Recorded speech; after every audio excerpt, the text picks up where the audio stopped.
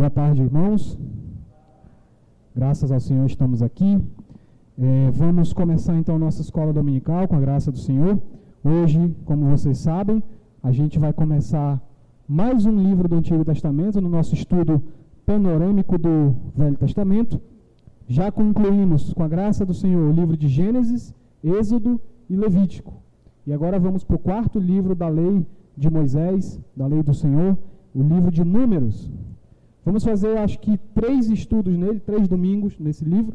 Aí a gente vai para Deuteronômio, que é o último livro desses 5. Vamos fazer, eu acho que, 5 estudos também em Deuteronômio.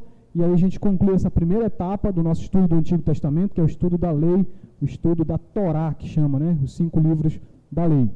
Então, vamos orar para iniciar esse estudo e pedir que o Senhor abençoe esse momento. Amém? Vamos orar? Posso pedir para alguém orar hoje, Edinaldo? Pode fazer uma oração, meu irmão? Amém, meus irmãos. Então vamos lá. Como a gente sempre faz, né? Primeiro ponto é entender aí que livro é esse que a gente está estudando, tipo uma ficha técnica do livro, o nome do livro. O nome que está aí na Bíblia de vocês, como a Bíblia de vocês vem da Bíblia Latina, o nome, vai estar esse nome latino aí, o nome Números, né?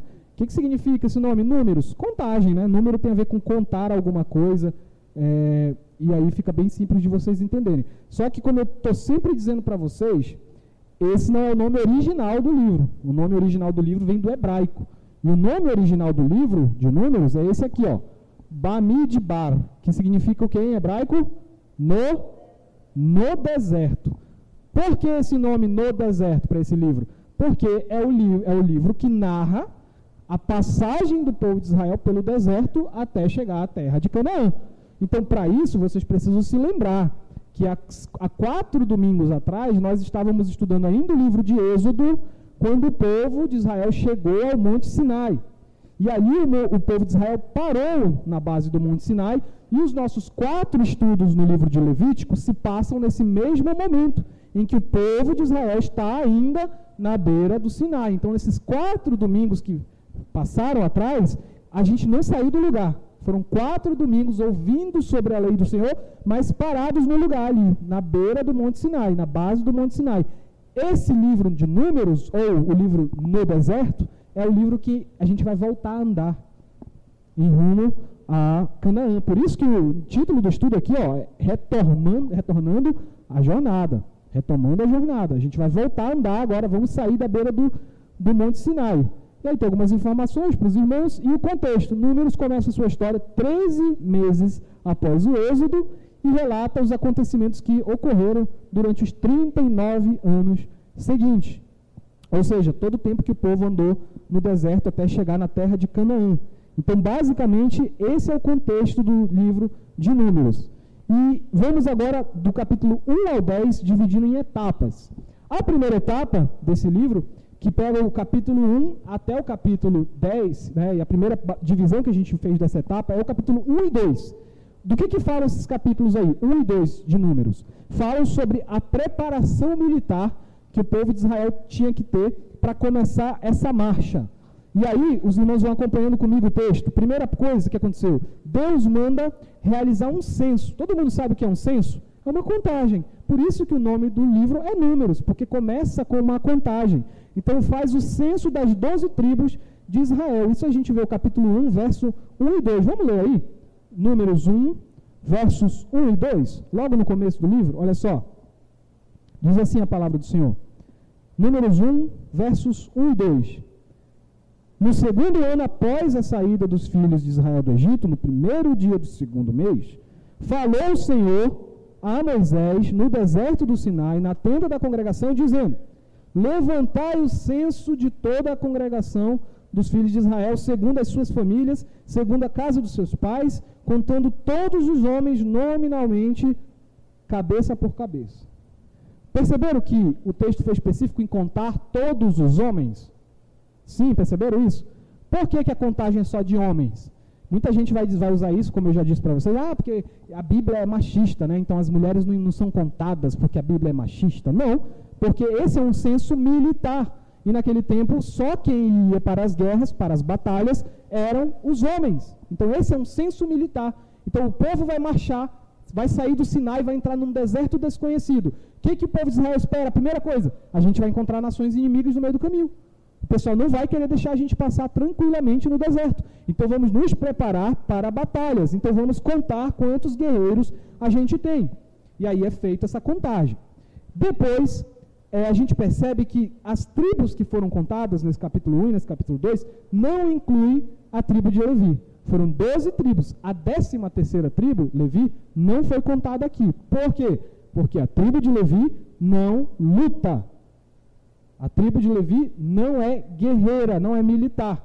A função dela a gente vai ver no próximo slide, mas por enquanto, foquem nisso. 12 tribos, mas não a tribo de Levi. A função da tribo de Levi é outra coisa, a gente vai já ver. Olha o verso aí, 47 desse capítulo 1 ainda aí, ó. Verso 47 desse capítulo 1. O que diz? Mas os levitas, verso 47, mas os levitas, segundo a tribo de seus pais, não foram contados entre eles. Ok? Tá aí. O censo de Israel foi feito, mas não conta com os levitas. E, além disso, depois no capítulo 2 aí desse censo, como vocês estão vendo no slide, Moisés define a posição das marchas que o povo deveria seguir. O povo deveria seguir perfilado como um batalhão mesmo. E aí essas posições são descritas no capítulo 2, no verso 1 e 2. Abra aí, capítulo 2. Na minha aqui é só virar a página. Capítulo 2, verso 1 e 2, olha só o que diz aí. Disse o Senhor a Moisés e Arão: os filhos de Israel se acamparão junto ao seu estandarte, aquela bandeira grandona com o símbolo de cada tribo, segundo as suas insígnias, que é esse símbolo, né? Da casa de seus pais, ao redor e à frente da tenda da congregação, e se acamparão. Então tá aí. Aí todo esse capítulo 2 vai dizer onde cada tribo tinha que ficar. Então eles iam se locomover, andar pelo deserto, marchando como um exército. Marchando como um exército. Vocês querem ver mais ou menos como é que era isso? Era mais ou menos assim, ó. A tenda da congregação ficava no meio do acampamento, e as tribos se dividiam em grupos de 3 em 3, nas 4 direções, nos 4 pontos cardeais, norte, sul, leste e oeste. Ficava 3 nações. E para que lado andava? Quem é que puxava a marcha? Era a tribo de Judá, tá bom? A tribo de Judá era a tribo cabeça aqui, que ficava na ponta leste andando. Então, quando Deus mandava, é hora de andar, levantem o acampamento, vou mandar. Quem é que tinha que dar o primeiro passo? Judá. Judá ficava com as trombetas para tocar a trombeta e avisar a hora que era para andar. E quando Deus mandasse parar, Judá tocava a trombeta, a gente vai já falar sobre essas trombetas, e mandava parar. Ok? O povo de Israel andava nessa configuração, tá, irmãos? Cada tribo no seu local, e aí está o número do censo também para vocês. Foi contado todos os homens dessas casas, e deu um total de 603 mil homens, não conta as crianças e as mulheres, só homens aptos, prontos para a batalha. Tá bom? Então, o que a gente percebe dessa questão aí? Que o povo de Deus é um povo que está em batalha contra o inimigo. Israel deveria estar pronto para batalhar contra nações que ela ia encontrar pelo meio do deserto, porque o povo do Senhor é um povo que foi chamado para conquistar uma terra. Isso faz parte da missão. Certo? Faz parte da missão. Então fazia parte da missão de Israel conquistar as nações que estavam no meio do caminho, expulsá-las do território, porque a terra que eles iam entrar é uma terra que foi prometida por Deus. Lá em Gênesis a gente viu, o Senhor já tinha prometido essa terra para Abraão. Então essa terra já tem dono, tem nações morando lá, mas não são donos da terra. O dono é o Senhor que prometeu a terra. Então Israel vai passar por essa batalha. Hoje a igreja não passa mais por isso. Hoje a igreja, para se estabelecer aqui, a gente não precisa estar atacando ninguém, a gente não precisa estar tirando a terra de ninguém, a gente não precisa estar expulsando nação nenhuma. Então isso quer dizer o quê? Que nós, essa realidade de luta para conquistar a terra prometida, isso passou para a gente? Isso era uma coisa só do Antigo Testamento? A igreja não é mais um povo que está em guerra, em batalha? Será? Não, irmãos. Essa batalha toda de Israel, ela era uma batalha que ela indicava uma superior batalha espiritual que Israel devia entender no seu coração, e que o verdadeiro inimigo não era os amorreus, os heteus, os heveus, os jebuseus, os filisteus. O verdadeiro inimigo de Israel eram as forças das trevas que queriam impedir o avanço do povo de Deus. Tanto é que Paulo, muitos anos depois disso aqui, vai usar uma linguagem de batalha. Abram em Efésios esse texto que está aí. Efésios 6, Efésios 6, 10 a 18. Olha o que diz esse texto aí, irmãos. Está na tela, para quem quiser olhar. Quanto ao mais, sede fortalecidos no Senhor e na força do seu poder. Revestivos, ó, vista, né? Revestivos de todo o que, irmãos? A gente veste armadura quando vai o quê? Brincar no parque, é? É quando vai para a batalha. Revestivos de toda a armadura de Deus para poderes ficar firmes contra as ciladas do diabo. Está aí o inimigo. Pegue, porque a nossa luta não é contra a carne e o sangue, tá vendo? Não são contra os inimigos dessa terra. E sim contra os principados e potestades, contra os dominadores deste mundo tenebroso, contra as forças espirituais do mal nas regiões celestes. Portanto, tomai toda a armadura de Deus para que possais resistir no dia mau. E depois de ter vencido, olha a batalha aí, ó, permanecer o quê? Inabaláveis. Estais, pois, firmes, cingindo-vos, olha a armadura, com a verdade, vestindo-vos da couraça da justiça, um colete. Calçai os pés com a preparação do evangelho da paz, embraçando sempre o escudo da fé, com o qual podereis apagar todos os dardos, as flechas inflamadas do maligno. Tomai também o capacete da salvação e a espada do Espírito, que é a palavra de Deus. Com toda oração e súplica, orando em todo o tempo no Espírito, e para isto vigiando com toda perseverança e súplica por todos os santos. Então, irmãos, é isso que a igreja precisa entender. Nós não estamos mais guerreando contra tribos, contra nações, contra povos humanos, porque no Senhor, na nova aliança em Cristo, todas as nações são bem-vindas dentro do Evangelho. Se eu disser assim, eu quero que todas as nações sejam salvas, menos aquele povo, porque aquele povo é muito ruim, você não compreendeu o pacto da aliança com Cristo. Não existe mais espaço para nacionalismo dentro da nova aliança em Cristo. Não existe espaço para racismo, dizer que outro povo é inferior, que aquele povo não pode participar. Não existe, porque em Cristo todas as nações estão dentro do pacto, foram permitidas entrarem no pacto se forem alcançadas pelo Evangelho em Cristo. Hoje nós sabemos que toda aquela luta que Israel travava era uma luta contra poderes obscuros, mais profundos, e que hoje nós sabemos muito bem o nome deles. O diabo, as potestades, os principados. Então a luta da igreja é uma luta, em primeiro lugar, espiritual. Claro que ao longo da história a igreja já teve inimigos humanos, já teve homens que se levantaram para querer calar o evangelho. Mas a igreja tem que sempre saber que por trás desses homens há forças espirituais em andamento. Sempre temos que saber disso. Então, a igreja, assim como Israel, é um povo em batalha. Só que a nossa batalha hoje ela é muito mais espiritual, usando as armas do Senhor, a palavra de Deus, a humildade, a fé, o evangelismo. Essas são as nossas armas. Então, o crente, irmãos, quando ele entende essa missão, toda a vida dele vai ter um novo sentido. Quando você entender que você ainda faz parte dessa luta, dessa batalha, quando você entender que a sua vida aqui nesse mundo ainda é um trabalho de conquista dessa terra para o Senhor, quando você entender que o Senhor está te usando para ocupar espaços nesse mundo, acho que é o C.S. Lewis, vou ter perguntado ao Alexandre, que é o tradutor oficial do C.S. Lewis, é o C.S. Lewis que falava que a gente está aqui para sabotar, né, Alexandre, o exército inimigo, né? A gente está aqui, o inimigo acha que o mundo é dele. O inimigo acha que esse planeta aqui, que essa terra aqui é dele. E os crentes estão aqui, ó, de fininho, sabotando os planos dele. Quando você entender que você é um soldado, a gente canta aqui, né, o nosso general é Cristo, mas a gente canta como se fosse só uma alegoria, como se fosse só uma ilustração. Não é ilustração. O Senhor é rei de verdade. O mundo é dele de verdade. Portanto, você está trabalhando como um soldado dele de verdade. Então, irmãos, toda a nossa vida vai mudar. Você vai perceber que a sua parte nesse trabalho é uma parte muito importante, que você está trabalhando para ajudar o reino de Cristo se concretizar. Você vai perceber, você vai descobrir que você está trabalhando para apressar a vinda do reino do Senhor. O Senhor disse, um dos textos que está aí listado, Mateus 24:14, que quando o evangelho do reino for espalhado em todas as nações, aí virá o fim. O evangelismo, a ação da igreja em alcançar todos os povos e nações, é uma ação que apressa a vinda do Senhor. Aí você diz, eu quero que o Senhor Jesus volte, mas você está trabalhando para o reino dele? Porque o Senhor Jesus vem conforme juntamente o trabalho do seu povo. Porque Ele é o cabeça e nós somos o quê?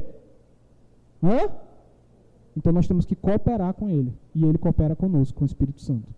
Então a igreja apressa, a igreja antecipa a vinda do reino do Senhor. O Senhor disse, se não fosse abreviado aqueles últimos dias, talvez até os eleitos cairiam. Ele vai abreviar os dias, Ele vai fazer de tudo. Mas a igreja tem a sua parte. A igreja tem que lutar. E a pergunta que está aí no slide para vocês é, o reino de Deus é o seu plano prioritário? Quando você pensa agora, se eu te botar para baixar a cabeça, fechar o olhinho e fazer uma reflexão, qual é o teu plano prioritário na tua vida hoje? Qual é o objetivo que tu busca? Se não, quando eu chegar aqui, eu paro, aqui deu. É um emprego? Você diz assim, não, quando eu chegar nessa profissão aqui, nesse salário aqui, deu. Esse é o teu plano prioritário? É um diploma? É o teu... Cheguei nesse grau aqui, ó. Nesse grau aqui, fiz esse diploma, fiz essa faculdade, cheguei onde eu queria, estou satisfeito. É dinheiro, é casa, é bem, é carro. Que se for, você ainda não entendeu o teu chamado. O nosso chamado, nosso plano prioritário deve ser ver o reino de Cristo concretizado nesse mundo. E o Senhor Jesus não está trabalhando sozinho, Ele trabalha por meio da igreja. Então você tem que se alistar, irmão. Você tem que se alistar para esse serviço, você tem que entender que a tua vida, o teu trabalho, todo dia quando você sai para o teu trabalho e vai bater o ponto e vai fazer alguma coisa, todo dia você está entrando no trabalho do reino de Cristo. Você está entrando em batalhas, resistir ao pecado. Todo dia na sua casa, lidando com a sua esposa, com o seu esposo, tem uma batalha a ser vencida ali. O inimigo quer que vocês não se amem, não se respeitem. E quando você desrespeita a tua esposa, é uma batalha perdida. É um dia de batalha perdida para o reino de Cristo. Porque o amor dele dentro do casamento tem que se manifestar. E quando não se manifesta, é um dia que você não lutou pelo reino. Claro, nós vamos continuar pecando, não estou dizendo que a gente vai alcançar a perfeição, mas Paulo não se deixou vencer por isso. Ele disse, ainda não sou perfeito, mas eu continuo lutando, eu olho para frente, para o alvo que é Cristo. Então a gente tem que fazer isso, irmãos. O reino do Senhor está vindo. Enquanto isso a gente luta, enquanto isso a gente avança, enquanto isso a gente coloca a nossa vida a serviço do Senhor. Nunca mais imagine que o teu emprego, que o teu trabalho é teu, é só para os teus objetivos. Por que tu trabalha? Para ganhar dinheiro e pagar minha conta. Não. O Senhor não te deu um emprego só para ganhar dinheiro e pagar tuas contas. Ele te deu um emprego porque até por meio do teu emprego, Ele quer fazer o reino dele chegar. O Senhor não te colocou na faculdade só para conseguir um diploma. O Senhor não te colocou na escola só para ganhar o teu diploma. O Senhor te colocou lá porque Ele quer fazer de você, aluno, alguém que vai fazer o reino dele avançar mais um pouquinho. Já pensou, Patrícia? Na tua rua, você é responsável por fazer o reino de Cristo avançar? A gente tem que pensar nisso, irmãos. A gente tem que pensar que a nossa vida está dentro dessa realidade. A nossa vida não nos pertence mais para a gente fazer planos egoístas. Não, meu plano é esse, a minha vida é essa. Jesus Cristo diz que quem perder a sua vida vai fazer o quê? Ganhar. E quem ganhar a sua vida, alcançar os seus objetivos, emprego, riqueza, perdeu a vida. Amém? Amém. Então, irmãos, esse é o primeiro ponto. Israel se prepara para uma batalha militar e a igreja tem que se preparar também. Alguma pergunta, comentário sobre esse ponto? Iranilde não está aqui hoje, não vai ter muita pergunta, pelo visto. Então vamos seguir. Próximo ponto. Capítulos 3 a 6. Capítulos 3 a 6 vai narrar a preparação espiritual. Agora sim os levitas vão entrar em jogada. As 12 tribos a gente já sabe o que faziam, já sabe quantos eram, já sabe o que Deus esperava deles. Agora os levitas são chamados ao serviço. Abra aí no capítulo 3, irmãos, verso 5. Capítulo 3, verso 5 diz assim: disse Deus a Moisés, verso 6 agora, faze chegar a tribo de Levi, põe-na diante de Arão, sacerdote, para que o sirvam. Né? Aí vai passando o texto. Eles são separados para o serviço. Aí o verso 15, irmãos. Agora, verso 15. Olha o que diz o verso 15. Conta os filhos de Levi, segundo a casa de seus pais, pelas suas famílias, contarás todo homem de idade de 1 mês para cima. Está aí o censo dos levitas. Agora os levitas foram contados também. Teve um censo só para contar os levitas. Então, como eles são uma tribo separada, eles são a 13ª, né, digamos assim, Eles são a tribo separada para o serviço sacerdotal, o serviço do Senhor, o censo deles é separado. Verso 39, dá uma olhada aí. Verso 39 diz assim: todos os que foram contados dos levitas, contados por Moisés e Arão, por mandado do Senhor, segundo suas famílias, todo homem de um mês para cima, foram 22 mil. Então veja que o número dos levitas é bem inferior das outras tribos, que era uma tribo bem focada nessa questão. E aí todo o capítulo 4, né, depois que os levitas são contados, e os deveres deles são especificados no resto do capítulo 3, o capítulo 4, Deus lembra o povo de que toda essa necessidade de tribos militares e uma tribo para o serviço sacerdotal era justamente durante a jornada de Israel eles fazerem todos os trabalhos continuarem. Então, que trabalhos eram esses? A gente já abordou isso lá em Levítico. Expulsar os impuros, fazer restituição das injustiças, resolver os conflitos matrimoniais que aconteceram dentro do acampamento. Então, todas essas funções dos levitas vão ser descritas aí no capítulo 4, vai entrar no capítulo 5. Vamos ler aí o capítulo 5, verso 2. Pula aí para o capítulo 5. Capítulo 5, verso 2, olha o que diz. Ordena aos filhos de Israel que lancem para fora do arraial todo leproso, todo que padece de fluxo, todo impuro, todo tocado por alguém morto. Por que, irmão, tem que botar esse pessoal para fora? Não vou explicar, porque já dei essa aula de Levítico na semana retrasada, aí você quiser ouvir, vai lá no sitezinho que está tudo lá para ouvir. Mas está aí, tem que fazer a pureza continuar. Verso 7. Confessará o pecado que cometeu pela culpa e fará plena restituição e se acrescentará a sua quinta parte e dará tudo aquele contra quem se fez culpado. Lei de retribuição, a gente viu na aula passada. Lembra que eu falei semana passada? Não é olho por olho, mas aquilo que você causar de impacto, você vai ter que reparar o dano. Não falamos isso semana passada? Está aqui sendo repetido. Verso 29 agora, aí do capítulo 5 ainda. Verso 29. E esta é a lei para casos de ciúmes, quando a mulher, sob o domínio do seu marido, se desviar e for contaminada. Então, aí o resumo das leis matrimoniais, como resolver conflito entre os casais. Então, tudo isso, irmão, está aí para que Israel lembrasse durante a jornada de manter a pureza. Vocês vão andar aí, sei lá quantos anos, eles não sabiam ainda, hoje a gente sabe, eles andaram 39 anos no deserto.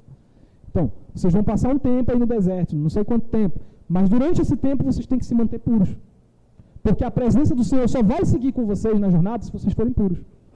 O dia que vocês abandonarem a lei do Senhor, o Senhor abandona a presença de vocês. Esse era o pacto. Esse era o pacto. Esse era o pacto. A gente viu isso nas aulas passadas. Então, para aqueles que quisessem se santificar num nível mais espiritual, o Senhor instituiu também o voto do Nazireu, no capítulo 6. Capítulo 6 vai falar sobre todo esse voto, o que era o voto do Nazireu. Vamos ler só o versículo 2 aí, ó. Capítulo 6, verso 2. Fala aos filhos de Israel e diz-lhes, quando algum homem... quando alguém, seja homem, seja mulher, fizer voto especial, o voto do Nazireu, a fim de consagrar-se para o Senhor. Então, era um voto onde uma pessoa era consagrada a Deus, ela tinha que se afastar, de certa forma, da sociedade, não podia cortar o cabelo, não podia raspar nenhum pelo do corpo, não podia beber bebida alcoólica, não podia fazer uma série de coisas. Era um voto para as pessoas que queriam se santificar de tal forma que elas cortavam relações sociais com algumas coisas. Então, mais uma questão aí, nazireus aí que a gente viu na Bíblia, né? Tem o Sansão, tem muitos estudiosos que dizem que o João Batista era um nazireu, por isso ele tinha aquela aparência esquisitona lá, né? Que ele era um nazireu, foi consagrado, já que ele nasceu de um nascimento miraculoso, os pais deles teriam entregado ele para o templo, e quando você entrega para o templo, teoricamente você é um nazireu. A mesma coisa Samuel. Samuel teria sido entregue no templo, então talvez ele passou o resto da vida como um nazireu, sem poder beber bebida alcoólica e sem cortar a barba. Então isso é um tipo de consagração dentro do povo de Israel. Depois Deus dá para os levitas a bênção sacerdotal, no verso 22 a 27. Vamos ler isso daí inteiro, que é muito bonita essa bênção. Do verso 22 até o 27, olha aí. Disse o Senhor a Moisés, capítulo 6, tá, irmãos? Fala a Arão e seus filhos, dizendo, assim abençoarás os filhos de Israel e dir-lhe-eis, o Senhor te abençoe e te guarde. O Senhor faça resplandecer o rosto sobre ti e tenha misericórdia de ti. O Senhor sobre ti levante o rosto e te dê a paz. E assim porão o meu nome, sobre os filhos de Israel e eu os abençoarei. Preste atenção que essa bênção, o Senhor está dizendo, você, Arão, vai abençoar o povo, né? Aí Arão levantava os braços, como o pastor faz aqui, no púlpito, Só que Deus está dizendo, você vai colocar a bênção, Arão, e eu abençoarei.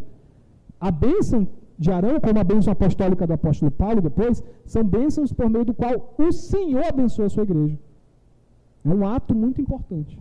Então, toda essa preparação espiritual era necessária para que Israel entendesse sua missão como parte do povo de Deus. Olha só um esqueminha aí que eu trouxe para vocês rapidinho. É só uma curiosidade, tá, irmãos? Aí tem o censo dos levitas, olha só. O censo dos levitas aí embaixo. Aqui, ó. As 3 casas de Levi, né? Os filhos de Levi. Gerson, Coate e Merari. O número deles, o total 22 mil que a gente viu ainda agora. E aqui, dividido Gersonitas, Meraritas, Coatitas e as tarefas deles, ó.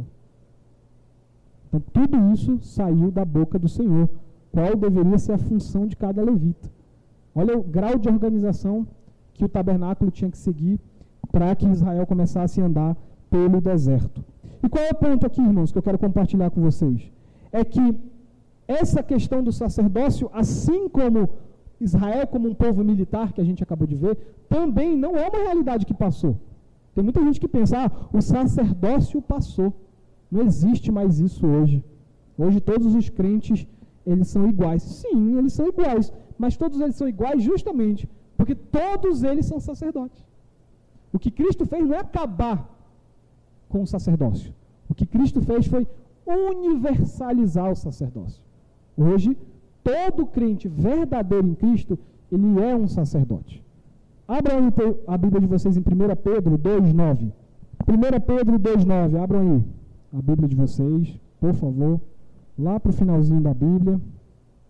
Depois volta para Números, tá? 1 Pedro 2,9.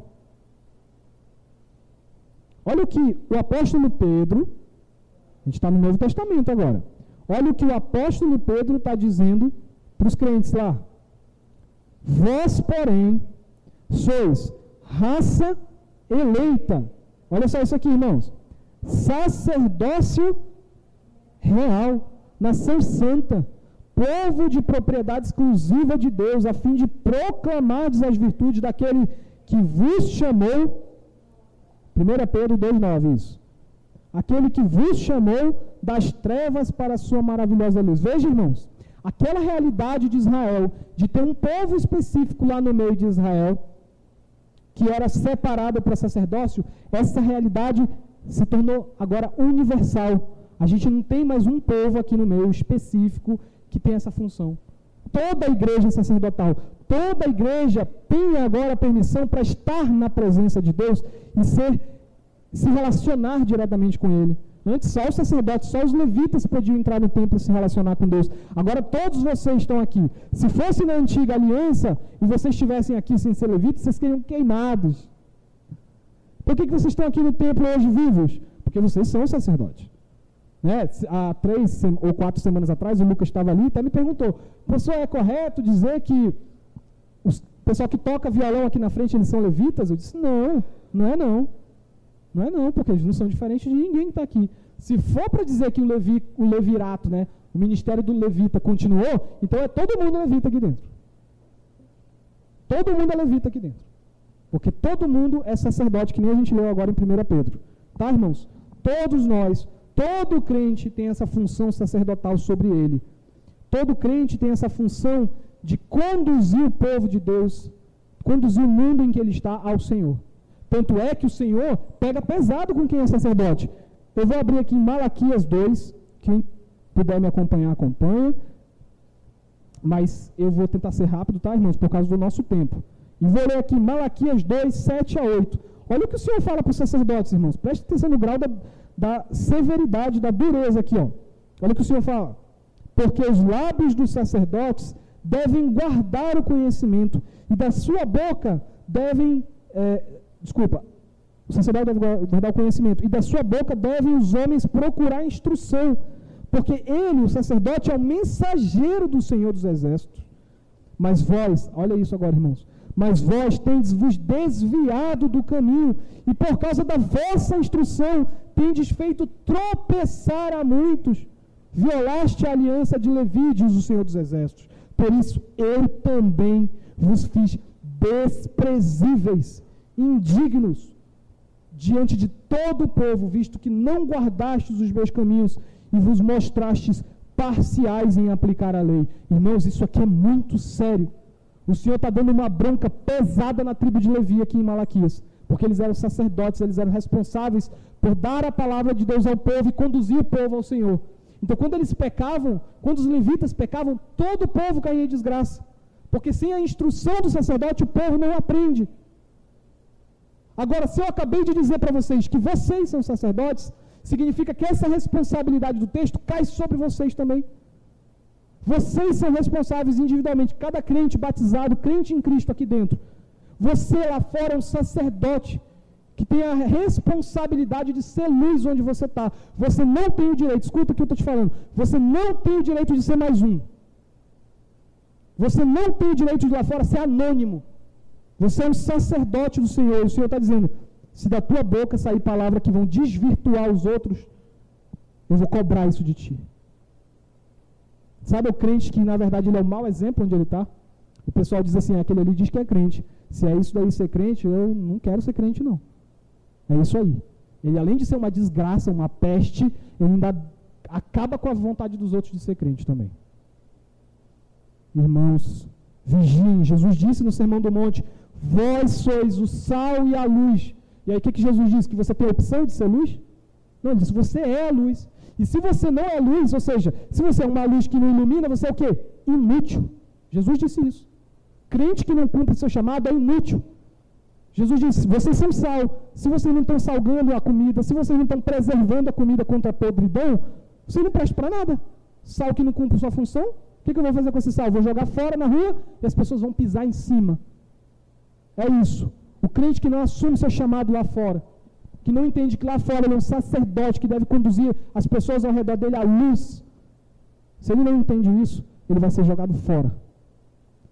Ah, irmão, mas eu já fiz isso para Deus, eu já fiz tanta coisa para Deus. Não lembra daquela passagem que o Senhor fala que no último dia alguns vão dizer para ele, Senhor, mas em teu nome profetizamos, em teu nome expulsamos demônios, curamos doenças. E Jesus vai olhar para essas pessoas e vai dizer, apartai-vos de mim, malditos, nunca vos conheci.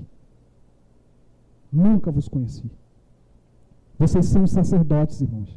E tem um dizer antigo dos cristãos do passado, que falavam em latim, que diziam que toda a nossa vida tem que ser diante da face de Deus. O dizer latim era esse aqui, ó, corando. Toda a tua vida diante de Deus. Você fala, eu vou para a casa do Senhor, porque a melhor coisa está diante do Senhor. Quer dizer que lá fora tu não está diante de Cristo? Lá fora tu não está diante de Deus, lá fora tu tem liberdade, lá fora tu tem privacidade, lá fora tu dá pino, calote nos outros, lá fora tu mente, lá fora tu trai tua esposa. Aí aqui tu está diante de Deus. Toda a nossa vida é sacerdotal. Então reflita, irmão. Você tem vivido a tua vida como sal e luz? Eu não estou perguntando se tu é perfeito, a gente já falou isso, a gente não é perfeito. A gente não é sacerdote perfeito. Cristo é o sumo sacerdote, o sacerdote perfeito, a gente já falou sobre isso várias vezes. O sacerdote que não tinha pecado não precisou oferecer sacrifício por si mesmo, mas pelos seus, uma vez por todas, nunca mais. A gente não está falando de perfeição moral aqui, a gente está falando de olhar para frente e atender o chamado de Deus. Você está buscando, você já entendeu o que é esse teu chamado?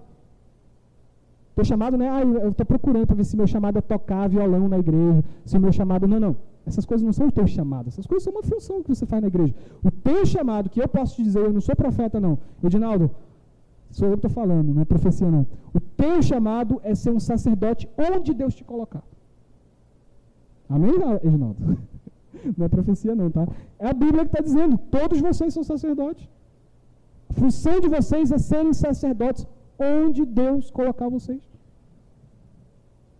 Se vocês não entenderem essa função, vocês vão ser crentes que não estão servindo ao reino do Senhor.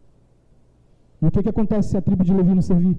Deus vai cobrar, porque ela se tornou inútil. E não só inútil, ela ainda está pervertendo os outros, porque por causa do crente inútil, por causa do falso crente, outras pessoas falam mal do Evangelho. Vamos vigiar, irmãos. Vamos trabalhar para viver a nossa vida como sacerdotes, corando diante de Deus. Amém? Dúvidas, perguntas, comentários?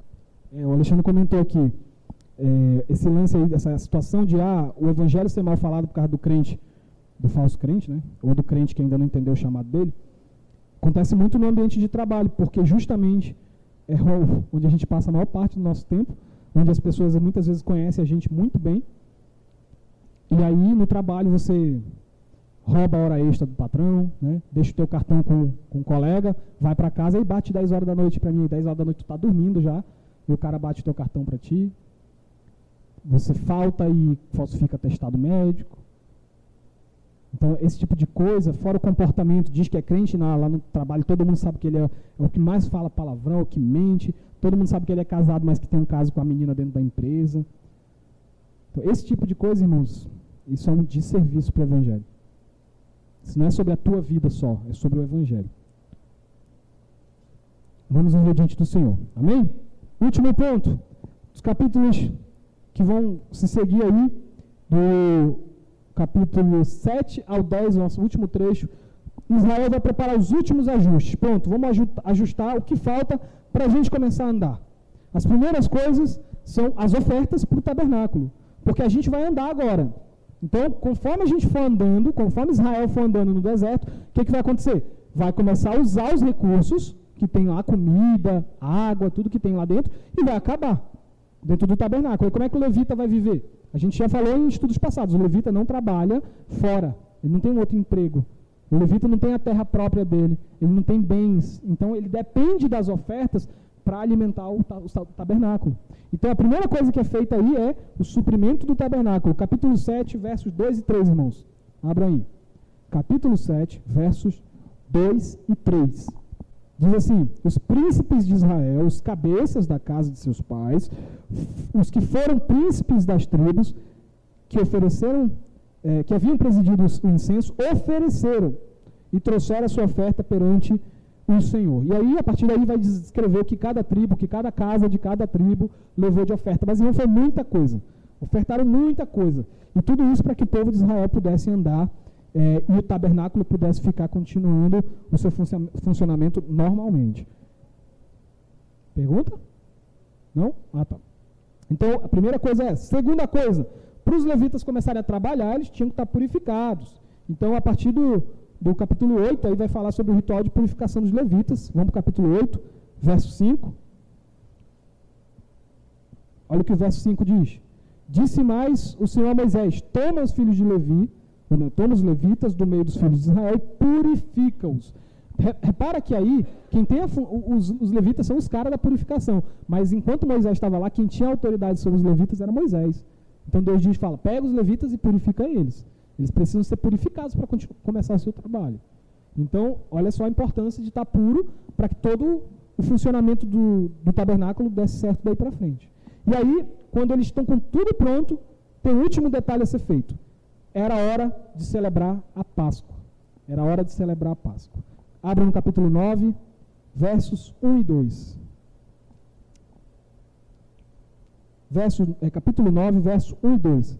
Falou o Senhor a Moisés no deserto do Sinai, no segundo ano de sua saída da terra do Egito, no mês primeiro, dizendo: celebrem os filhos de Israel a Páscoa a seu tempo. Irmão, isso aqui é muito importante. A gente tem que lembrar de tudo aquilo que a gente viu em Êxodo. A Páscoa é o ritual que Israel está celebrando em memória à Páscoa original que aconteceu um ano antes. O que foi isso? O livramento que eles receberam do Egito. Ou seja, rememorar todos os anos que o povo de Israel era escravo no Egito, estava preso. E Deus passou, a palavra Páscoa significa isso, passar sobre. Deus passou sobre Israel, matou todos os primogênitos do Egito, mas nenhum filho de israelita morreu, porque tinham a marca do sangue do cordeiro em suas casas. Israel está um ano após isso, na beira do Monte Sinai, pronto para andar, e eles precisam relembrar o que aconteceu com eles. Eles precisam relembrar que eles foram escravos, livres da escravidão, libertos da escravidão pela graça de Deus, porque Deus derramou sangue inocente, os cordeiros que morreram para salvar o povo de Israel. Agora, falta só um detalhe para andar. Como é que eles vão saber a hora de andar e a hora de parar? E aí Deus manda Moisés construir trombetas, para tocar as trombetas. Capítulo 10, verso 2 aí, irmãos. Capítulo 10, verso 2. Faze 2 trombetas de prata de obra batida e farás. Servir-te-ão para convocares a congregação para a partida dos arraiais. Depois vai dizer mais aí como usar essa trombeta. Mas basicamente o que essa trombeta fazia? O pessoal que ia na frente, a tribo de Judá, pegava essa trombeta. Lembra que a gente viu lá o desenho, né? Tribo de Judá vai na ponta leste, marchando, e o resto do povo segue Judá. Toda vez que Judá visse que o Senhor comunicasse que era hora de parar, o pessoal de Judá pegava a tribo e tocava a trombeta. Aí o povo parava de marchar e ficava ali. Quando era hora de andar, tocava. Se viesse guerra, tocava. Se acabasse a guerra, tocava. Se fosse hora de celebrar a Páscoa ou alguma outra festa, toca a trombeta. Então todos os sinais eram sinalizados pela trombeta. Então tem esse símbolo muito importante. Depois de tudo isso, o Senhor vem e se mostra ao povo, o Senhor aparece com a sua presença. Lembra que a gente viu lá em Êxodo? Durante o dia o Senhor aparecia numa nuvem que cobria e protegia eles do sol quente. Durante a noite o Senhor andava numa coluna de fogo que mostrava a direção para eles no meio do deserto escuro. O Senhor mostra e a caminhada continua. Começa, né? Vai começar a caminhada. Versos 11 e 12, irmãos, aí. Aconteceu no segundo ano, no segundo mês, aos 20 do mês, que a nuvem se ergueu sobre o tabernáculo da congregação. Os filhos de Israel se puseram em marcha no deserto do Sinai, jornada após jornada, e a nuvem repousou no deserto de Parã. Então daí começa toda a jornada de Israel. A jornada voltou, irmãos, após um longo período parado na beira do Monte Sinai, na base do Monte Sinai, ouvindo as palavras do Senhor. Agora Israel relembrou a Páscoa, se preparou para tocar a trombeta e começou a marchar. E mais uma vez, irmãos, isso não é só uma historinha. Estou frisando aqui toda vez. O Antigo Testamento não é só uma historinha. Ah, não, o Antigo Testamento são histórias lá, né? A lei passou. Hoje eu vivo no tempo da graça, né? Muito crente usando essa frase de forma completamente errada. Toda a história de Israel, irmãos, ela é uma sombra do corpo de Cristo. A Bíblia diz isso, que tudo aquilo que aconteceu era uma sombra. Só que a sombra é a sombra de algo, né? A sombra não existe sozinha, é a sombra de algo. É a sombra do quê? É a sombra do corpo de Cristo. Então, toda essa realidade de que o cristão tem que estar pronto para marchar, como os israelitas, é verdadeira. Se eu perguntar para vocês por acaso aí, não estou dando resposta não, mas se eu perguntar aí na tarefinha de vocês por acaso aí, o povo da igreja ainda é um povo em marcha? Sim. Nós ainda estamos marchando hoje. Vamos ver aí, 2 Coríntios 9, verso 7. 2 Coríntios 9, 7 diz assim a palavra do Senhor. Cada um contribua segundo tiver proposto no coração, não com tristeza ou por necessidade. Porque Deus ama o que, irmãos? Quem dá com alegria. Então veja, você está numa obra que para que ela perdure e continue marchando, para que a obra de Deus continue até a vinda de Cristo, precisamos de recursos materiais. Você não gosta de chegar aqui no calor que está lá fora e chegar aqui dentro e dar aquela refrescada no ar-condicionado? Só que a gente paga energia. E de onde vem esse dinheiro? Dízimos e ofertas. Você quer que essa obra continue? Você quer água para beber? Então, irmãos, o Senhor vai dizer que o povo de Deus tem que contribuir para a obra. E no Novo Testamento, Paulo está dizendo, contribua, bem, de coração. Ajuda essa obra a se manter, para que até que o reino de Cristo venha, essa obra esteja de pé. Igual Israel tinha que suprir o tabernáculo. Vai para Mateus 5:8 aí. Bem-aventurado os limpos de coração, porque esses verão a Deus. Assim como lá em Israel. Era necessária purificação para entrar no tabernáculo. Jesus está dizendo, aqueles que têm que se purificar que vão ver a Deus. Só que Jesus não está falando mais da purificação igual a de Israel, que era lavar com água o corpo, né? Tanto que Jesus foi criticado várias vezes. Por que o mestre de vocês não lava a mão quando come? Por que o mestre de vocês senta com pecadores na mesa? Jesus chegou lá e muito mais paciência, porque se fosse eu, né? Mas Jesus com toda a paciência, meu irmão, não é aquilo que entra pela boca que suja você. É aquilo que sai do teu coração. Então, quando Jesus fala aqui de purificação, lá em Mateus, que a gente acabou de ver, que os puros de coração vão ver a Deus, é da obra do Evangelho na tua vida.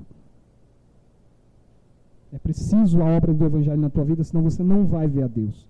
Se você está aqui e você ainda não entregou a sua vida para Cristo, cuidado.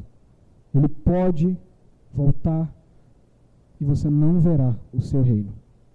Como muitos israelitas ficaram prostrados no deserto e não entraram na terra prometida. Você está marchando. Todos nós estamos marchando. Crentes e descrentes. A diferença é quem vai entrar na terra prometida. Quem vai entrar na nova Canaã? 1 Coríntios 11, irmãos. Assim como Israel celebrou a Páscoa, os cristãos estão marchando, mas sempre também com o olho no retrovisor, lembrando de algo que aconteceu no passado. Olha o que Paulo disse. Paulo veio muitos anos depois que Cristo já tinha morrido, e Paulo faz questão de manter um pezinho no passado. Olha só o que ele fez aí. Porque eu recebi do Senhor o que também vos entreguei. Ou seja, Paulo não criou nada novo. Ele está dizendo, o que eu ensino para vocês, o que eu passo aqui na igreja, é o que eu recebi de Cristo. O quê? Que o Senhor Jesus, na noite em que foi traído, tomou o pão. E fez o quê? Travou? Tendo dado graças, o partiu e disse, isto é o meu corpo, que é dado por vós, fazei isto em memória de mim. Por semelhante modo, depois de haver ceado, tomou também o cálice, dizendo, este cálice é a nova aliança no meu sangue, fazei isto todas as vezes que o beberdes em memória de mim. Porque todas as vezes que comerdes este pão e beberdes o cálice, anunciais a morte do Senhor até que Ele venha. Está vendo aí passado e presente, futuro? Passado, eu recebi o que Cristo me passou. Presente, eu repito isso hoje. Até que o reino venha. Essa é a marcha do crente. Nossa fé está fundamentada numa obra que Cristo fez desde a eternidade e concretizou 2000 anos atrás, e nós estamos repetindo esse ritual da ceia do Senhor 2000 anos atrás, até que Cristo venha. Então, se você quer seguir a sua marcha, o seu lugar, se você quer entrar na terra prometida, o seu lugar é aqui, comendo do pão, que é o corpo de Cristo, bebendo do vinho, que é o sangue dele. Se você não comer desse pão com fé, se você não beber desse vinho com fé, você não vai entrar na terra prometida. A presença de Cristo, o sacrifício dele é que nos permite herdar a terra. O sangue dele é que faz isso. Por último, 1 Tessalonicenses 4. Vamos finalizar já, irmãos. 16 a 18. Porquanto o Senhor mesmo, dada a sua palavra de ordem, ouvida a voz do arcanjo e ressoada a trombeta de Deus, descerá dos céus, e os mortos em Cristo ressuscitarão primeiro. Depois nós, os vivos, os que ficarmos, seremos arrebatados juntamente com Ele, entre nuvens, para o encontro do Senhor nos ares, e assim estaremos para sempre com o Senhor. Consolai-vos, pois, uns aos outros com essas palavras. Está vendo aí a trombeta de novo? Israel sabia a hora de partir. Israel sabia a hora de parar, porque estava atento aos sinais. Quando a trombeta tocava, eles sabiam o que tinha que fazer. Paulo está dizendo que nos últimos dias vão ter trombetas. Então tem sinais da vinda do Senhor para a gente, irmãos. Então nós precisamos estar, igualmente Israel, atentos, sabendo o que esses sinais significam para saber como agir. Jesus disse que virá como um ladrão. Ele não diz a hora que vai chegar. Ele entra na tua casa e te pega de surpresa. Vigie, fique atento. Você quer ser chamado de cristão, como está aqui embaixo? Para isso você tem que estar vivendo essa história. A história da marcha de um povo em rumo da terra prometida. Não tem a tua história individual aí. Se tu seguir a tua história individual, meu projeto de vida é eu ser um engenheiro um dia. Essa história não vai te levar para Canaã. A história que vai te levar para a terra prometida é a história de Deus, é estar dentro desse povo, é estar celebrando esse ritual, é estar ouvindo esses sinais, essas trombetas. É assim que você vai entrar na terra prometida. Sozinho, vivendo a tua vida de forma por conta própria, você não vai entrar na terra prometida. Então, precisamos estar como parte do povo do Senhor e andar nessa jornada que Israel iniciou, irmãos, para que nós possamos entrar na terra prometida, e como o texto de Tessalonicenses disse, estaremos com o Senhor para sempre. Para sempre. Esse é o verdadeiro descanso. Amém, irmãos? Vamos orar. Pai nosso que estás nos céus, nós te agradecemos, Senhor, por esse momento de aprendizado da Tua Palavra, por esse momento em que o Senhor derrama a Tua Palavra sobre nós, o Teu Espírito vem nos alertar, Pai, de que somos propriedade exclusiva Tua, Senhor. Então, Senhor, nos livra de vivermos por nós mesmos. Nos livra de ser ovelha desgarrada, vivendo seus próprios planos, seus próprios propósitos. E nos ajuda, Senhor, a viver a Tua história, a história do Teu povo, com os olhos fixos na nova Canaã, o Teu reino que virá, a terra prometida. Nos ajuda, Senhor. Dá-nos fé, dá-nos força, envia o Teu Espírito Santo. E aqueles, Pai, que porventura ainda não entregaram suas vidas a Ti, que hoje o Senhor derrame poderosamente o Teu temor nos seus corações, para que eles se arrependam dos seus pecados e queiram ver o Teu reino de glória, assim como todos nós, Pai. Fica conosco no restante desse dia, em nome de Jesus Cristo. Amém.